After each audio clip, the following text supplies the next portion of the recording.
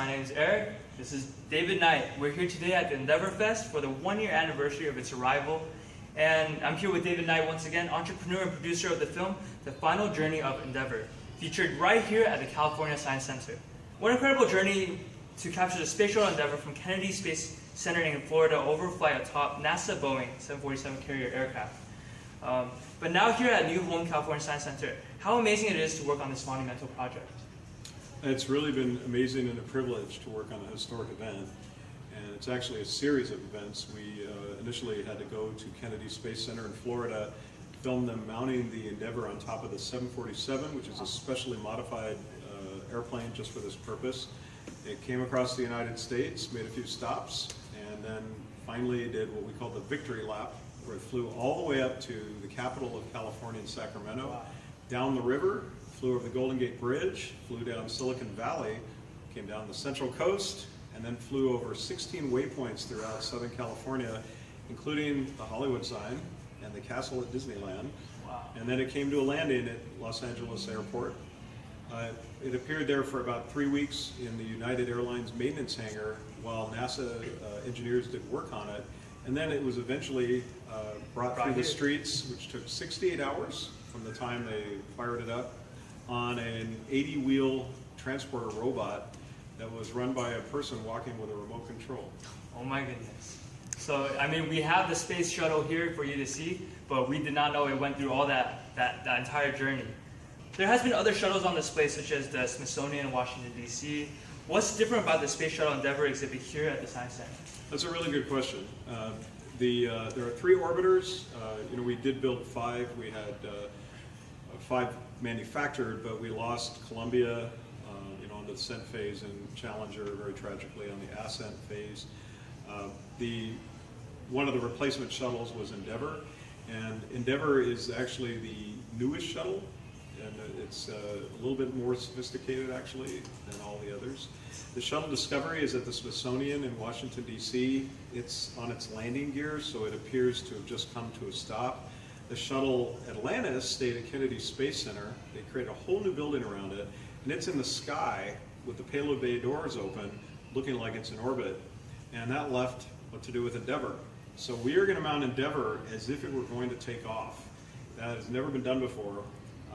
There is a full-size mock-up shuttle in Japan that is outdoors that looks like it's about to take off. But this is an actual shuttle, so it's fantastically heavier than a mock-up. And we have to mount it to real solid rocket boosters attached to a big fuel tank.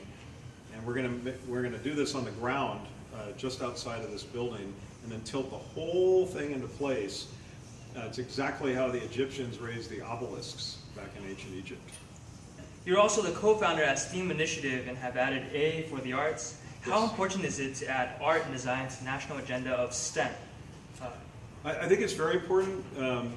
Actually, STEAM is not a term that I coined. It came into being a few years ago, and then a very cool guy we've actually met with named Will I Am of the Black Eyed Peas, he decided to start promoting STEAM, and I finally got introduced to him and talked about it.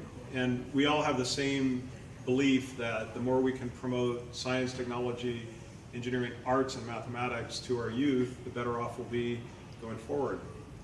The introduction of the arts is interesting because I was originally wondering about that, but it turns out that all arts are enabled by technology. If you go all the way back to a cave drawing, sure, somebody had to invent how you take something and make a pigment and paint on the cave, and those have lasted for thousands of years, all the way up to modern DJs that go to a crowd of 100,000 people using only a Macintosh to entertain them. So we believe that the understanding of arts in its various forms and formats, which are all enabled by technology, therefore, is a really awesome way to engage kids. You can always engage kids with music and cool videos and things like that. And I'm an artist myself. I love art too, so I really appreciate you making that into part of this whole thing. You've also been involved in different high-tech projects. What was it like being one of the early executives of X Prize?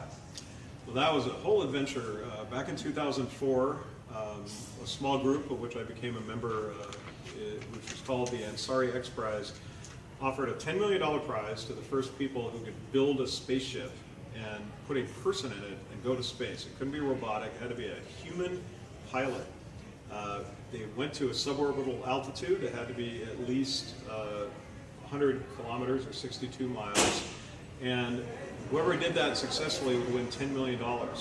Now, we got a lot of very wealthy and enthusiastic individuals to put up the money. We actually had quite a lot of teams enter the competition, but in the end it was won by a team right here in Southern California led by the preeminent aircraft designer of our day, which is Burt Rutan. And it was very exciting to see a privately built spaceship go right over our heads. Wow. So that's all the questions I have. Once again, this is David Knight, and thank you for your time. We're excited to see the screening of the Endeavour right here. So it's only going to be here for 3 days.